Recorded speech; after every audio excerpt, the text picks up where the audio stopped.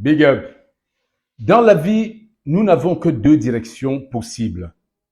Soit nous avançons, soit nous reculons. Malheureusement, il n'y a pas de milieu entre les deux. Le milieu est la partie qui précède la chute, ce qu'on peut appeler la stagnation. Il nous arrive souvent de connaître du succès à un bon moment de notre carrière. Tu as lancé un produit, ça cartonne, tout le monde achète, les recettes sont abondantes. À un moment donné, stop. Ça ne vend plus. Ça n'avance plus. On n'arrive plus à atteindre les mêmes performances en termes de vente. Ça arrive chez tout le monde, même chez les artistes. Vous avez un chanteur, il cartonne, il fait des concerts, toute l'année il est en tournée, mais à un moment donné, ça n'avance plus, on n'appelle plus, son téléphone ne sonne plus. Ça commence à stagner. Alors, au lieu d'accuser la planète entière, de trouver des raisons extérieures à cette situation, nous devons retenir une seule chose. Tout ce qui stagne est appelé à chuter. Tout ce qui stagne est appelé à chuter. Et pour éviter la chute, nous devons refuser la stagnation.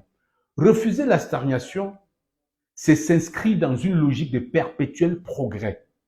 Et justement, c'est quand les choses marchent à merveille que nous devons penser à la progression. Et la progression, c'est sur tous les plans. Comment s'améliorer? L'amélioration personnelle. C'est le premier plan de notre progrès. Nous devons d'abord apprendre à nous améliorer nos produits. Vous avez des entreprises, à un moment donné, ils changent des emballages de leurs produits. C'est le même produit à l'intérieur, mais ils changent le packaging.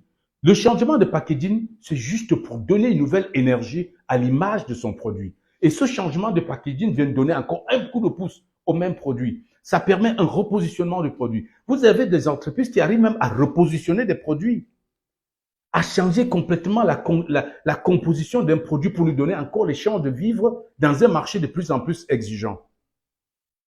Je vais prendre un cas de figure. Vous connaissez certainement le footballeur international camerounais Choupo-Moting. Quand il partait du Paris Saint-Germain, tout le monde l'envoyait à la retraite parce qu'on voyait voilà un footballeur qui est fini. Il a compris qu'il a connu une période de stagnation, qu'il a fait chuter de niveau.